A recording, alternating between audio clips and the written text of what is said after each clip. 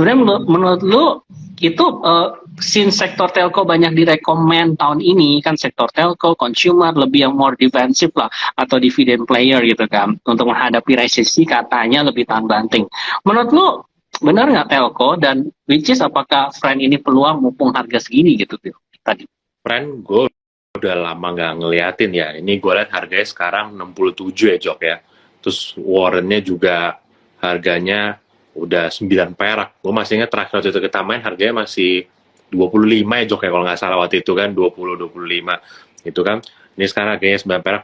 Ya sebenarnya kalau kita ngeliat telco ya, kalau kayak Telkom kan kita tahu lah ada faktor tersendiri gitu ya. Kalau misalnya Indosat doing pretty well gitu ya, sahamnya Excel juga ya kan itu oke juga awal tahun ini ya, tapi friend ini kan memang orang masih menganggap, kadang-kadang bukan, orang nganggapnya tuh bukan perusahaan telco tuh Jok, karena kan dulu kan dia digadang-gadang itu kan bakal jadi apa orang gue bilang ya, itu lebih kayak ke tech company gitu kan sebenarnya kan, dengan turunan-turunannya apa segala macam itu kan.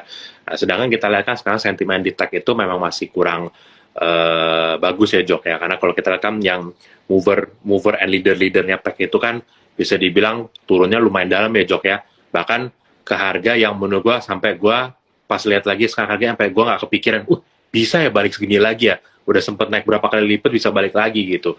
Nah jadi memang kalau menurut gue friend lebih ke tech sih, Jok, menurut gue ya personally. Sama juga kalau lu lihat kan lately ya Mora, as you know, latest development kan ada sedikit hal yang perlu dibereskan gitu kan. Nah jadi ya itu pengaruh juga, karena gimana pun ini kan Mora itu kan bisa dibilang kan anak usahanya lah gitu kan Jok ya, yang shares-nya mau ditambahkan di sini gitu. Jadi ya, tapi overall ya balik lagi Jok, kita kan lihat sendiri market Desember ini, terus juga Januari ini, ya boro-boro perusahaan yang apa labanya masih belum gede kayak Friend gitu Jok. Laba yang udah gede aja pokoknya hajar kena sikat aja udah pokoknya gitu kan. Kalau waktu itu mulai dari apa batu bara kan yang yang semingguan terakhir.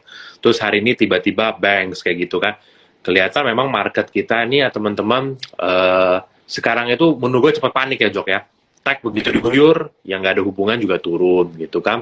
Terus call turun, yang lain nggak ada hubungan turun. Terus sekarang bankingan turun. Jadi memang ya harus diakuin lah ya, kita nggak bisa cari excuse kanan kiri. Oh ada yang bilang duit balik ke China lagi, possible gitu kan. Dan dengan segala macamnya. Tapi memang kita harus akuin market kita very underperform sih selama Desember dan Januari ini. Kan terbukti Jok. Nanti kan lu kan mau bikin ini juga kan apa webinar Desember pertama kalinya kan apa merah dalam 20 tahun terakhir gitu kan, padahal if you look ekonomi sekarang state-nya dibanding 20 tahun terakhir, I'm sure ekonomi kita doing pretty well lah dibanding Desember yang 20 tahun terakhir gitu kan. Jadi memang in general kondisinya memang nggak favorable lah buat company yang untung aja harganya turun, apalagi yang company masih labanya ini kan masih tipis lah kayak Friend kayak gitu sih Job. Oke, tapi kalau misalnya ini in general telco sektor ya, karena kan memang banyak dibahas nih. Kayak sebenarnya kalau pengembangan ke data center kan mungkin Telkom udah bangun tuh di daerah mana Sumatera ya, yang apa Pulau Batam harus daerah sana kan. Nah, terus ya friend juga ada cerita lah mau bangun data center. Sebenarnya menurut lu data center kalau di compare dengan EV, bedanya kan menurut gue pandangan gue gini ya, kalau data center orang udah ada tuh, sebenarnya semua orang udah pakai internet gitu loh, udah pakai apps dan lain-lain, jadi marketnya udah ada di sana. Kalau EV mungkin marketnya belum ada karena itu butuh habit yang baru. Sebenarnya lebih prospek nggak sih data center dibanding kita pilih EV yang masih meraba-raba menurut lo? Ya, sebenarnya kalau lu tanya data center atau EV gitu ya, mana yang lebih prospek short term gitu ya. Data center itu kelihatannya bisa lebih making money sebenarnya Jok, ya kan? Tapi memang kita harus tahu data center itu kan bukan kayak yang apa hot untuk diberitain gitu kan. Kayaknya lebih hot itu beritain tuh EV dari dulu gitu kan. Tapi memang untuk pengembangan EV juga sebenarnya nggak gampang-gampang banget gitu ya. Makanya sebenarnya jujur gue lebih suka sama ininya Jok, sama yang selalu kita bilang gitu kan, kita lebih suka langsung sama commodity directnya yang support EV kan, yang kayak copper gitu kan, kayak aluminium gitu kan, kayak misalnya nikel gitu kan untuk baterainya atau apa. lebih interested yang itu ketimbang kalau kita ngomong EV-nya secara langsung ya gitu. Karena ya kalau lu lihat juga EV sih udah pasti bakal jadi future lah gitu. Tapi kan masalahnya banyak company yang mau ke sana kayak gitu kan. Ini along the way pasti akan seperti tech company, Jok. Menurut gua ya ke depan ya. Nanti akan ada EV boom, tapi yang akan bertahan ada EV yang akan collapse di tengah jalan gitu. Karena nggak gampang loh untuk secure supply gitu kan. Lo untuk bisa bikin EV itu benar-benar harus secure semuanya gitu. Karena ini produk yang baru, consume quite a lot of energy, maksudnya bahan-bahan komoditi. Kalau lo nggak punya akses ke supply-nya sih, lo nggak bakal jadi perusahaan EV sih. Nah, sedangkan kalau data center, ya menurut gua lebih bisa making money lah in short term job gitu. Karena menurut gua ya, yang bisa bikin data center gede itu nggak banyak job, gitu kan.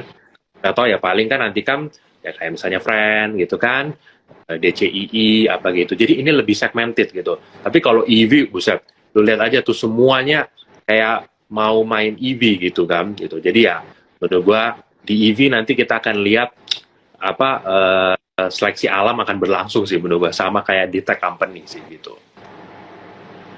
Oke, sebenarnya lebih trennya kayak Digibank ya, maksudnya nggak semua mungkin yang survive itu, apps-nya juga mungkin ya semua ngomongnya digital bank, tapi kan ternyata yang ada yang kita kenal kan cuma beberapa doang yang perform gitu, yang lain juga enggak gitu ya. Oke, gue mau nanya sih market hari ini ke Hans, tapi kok dia muter-muter aja terus ya. Di tempat gua udah oke dia, muter lagi tuh si Hans. Oke ya. Boleh tuh, gimana tuh HP lu yang market jelek, hari ini? Oke, market hari ini yang sempat menarik perhatian lu apa tadi hari sesi 1, sesi 2? Sebenarnya kalau dari gua Jok, sebenarnya beberapa hari kan nggak lihat market, kembali lagi gua masih lihat harusnya gua masih tunggu sampai Chinese New Year Jok kalau gua bilang. Ya ini lu apa namanya, kita ngomong ya, kalau kebetulan gua udah belajar astrologi segala macam ya, memang kayak cycle-nya ini kan, lu kalau percaya Mercury retrograde itu kan cycle 20 hari Jok ya. Ini biasanya kalau gua backtest ke belakang, memang waktu during waktu itu sekitar 20 hari punya cycle, itu marketnya kadang-kadang membingungkan Jok ya. Kadang-kadang fundamental bagus, tapi ternyata nggak reflect ke share price segala macam ya. Terus juga kayak somehow orang tuh lebih gampang salahnya daripada gampang betulnya Jok ya. Makanya kalau waktu bingung gini, gue prefer untuk diem ya. Nah kalau lu lihat kan hari ini kan barang-barang yang gerak kan either barang yang kecil banget atau barang yang ini ya lebih kuat di lebih bottom sub punya barang ya, kali Bill ya, Jok ya. Nah tadi kalau gue lihat yang berapa tadi Bernard sempat ngomong juga sebelumnya ya, kebetulan Farul juga lihatnya. Sebenarnya yang menarik malah yang gold ini ya, Jok ya, Billy ya. Sebenarnya kalau yang gold ini secara indeksnya juga masih naik ke atas ya, Jok, Billy. Jadi mungkin kalau kita mau lihat agak panjang durasinya ya, mungkin company-company yang ada relate ke gold-nya itu mungkin bisa kasih lu return lebih ya. Tapi kembali lagi, berapa banyak porsi gold ini nggak gitu banyak ya. Mungkin kalau lu lihat cuma beberapa ya, termasuk ya BRMS lah, terus Archie mungkin tapi terlalu kecil, terus ada Medco. Nah itu mungkin yang gue masih tunggu kapan turning point-nya si Jok ya. Tapi kalau memang mau masuk sendiri, I think yang cukup menarik itu Buffin ya. Karena secara bottom up, seenggak-enggaknya dia punya revenue cukup stabil, earning cukup stabil. Secara teknikal sebenarnya lu bisa taker juga risknya. Gue lihat berapa 1 tahun 2 tahun ke belakang itu sebenarnya polanya kan kebentuk ya, 3 bulan diam terus 3 bulan jalan, 3 bulan diam terus dia jalan. Nah, kebetulan kali ini mungkin agak lama nih diam Jok, tapi hari gini by fundamental ya, lu tahu kayak si Pak Jerry yang beli 1.200, otomatis kita dapat mungkin harga lebih murah ya. Siapa tahu ya kalau memang marketnya balik normal, terus lu bisa loan kredit lempar ya, harusnya bisa reflect ke share price sih. Itu yang kalau gue lihat ya secara fundamental. By technical ya mungkin itu yang secara fundamental sama technical masih masuk sih Jok. Jarang loh Jok, kita berdua support saham lo Jok. Biasa sih kita selalu enggak yang cocok sama saham lo. Kali ini kita karena kita pilih apa low hanging fruit aja yang aman-aman aja loh Jok.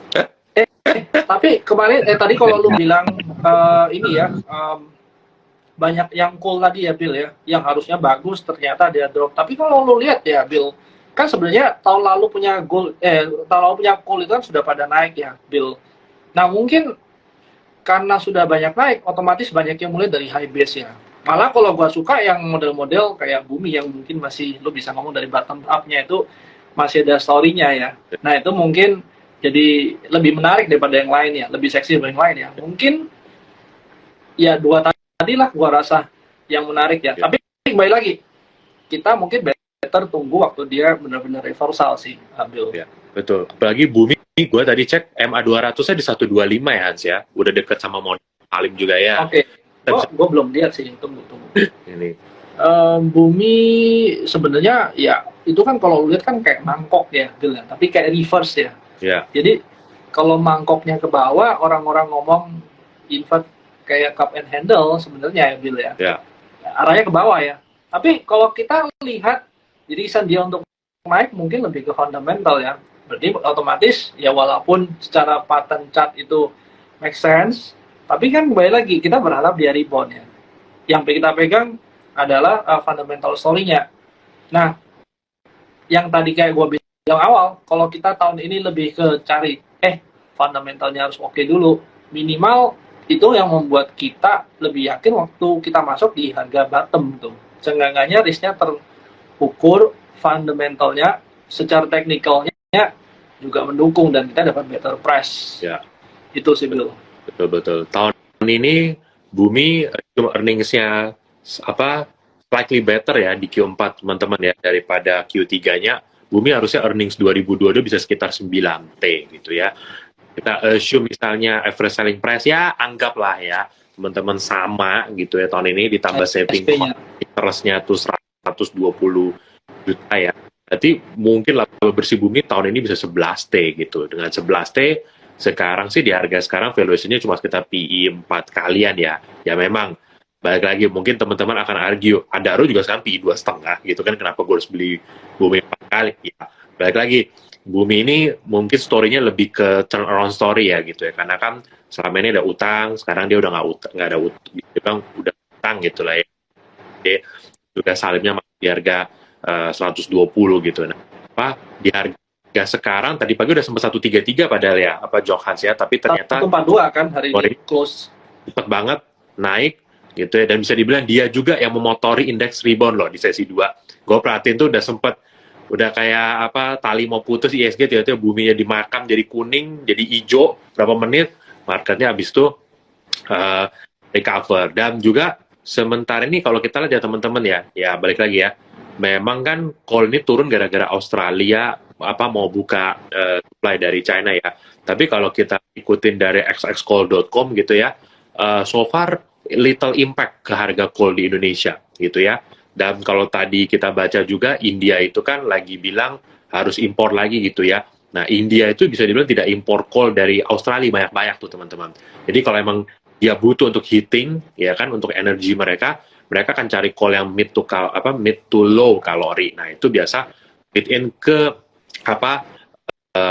call-nya Indonesia ya, bukannya call Australia. Nah, kalau misalnya menyambung batu bara nih, gue sebelum lupa ya, kan sebenarnya ada ini kan wacana untuk mengganti harga acuan batu baranya nih, jadi mau diubah kan supaya lebih proper lah antara yang low kalori sama yang high kalori, supaya jedanya kadang terlalu lebar gitu, nggak real gitu. Nah mungkin itu kan akan mempengaruhi royalti yang dibayar gitu kan. Menurut kalian itu ngaruh nggak? Maksudnya positif or negatif gitu buat si call company? Ya, balik lagi tergantung Jok, call kalorinya si company-nya tuh yang mana gitu. Kalau yang dia biasa main high kalori atau low kalori pasti impact-nya beda kan gitu kan. Tapi in general menurut gue balik lagi sih yang gue lihat ya, call kalaupun turun harus nggak bakal di bawah 200-an gitu ya. 250.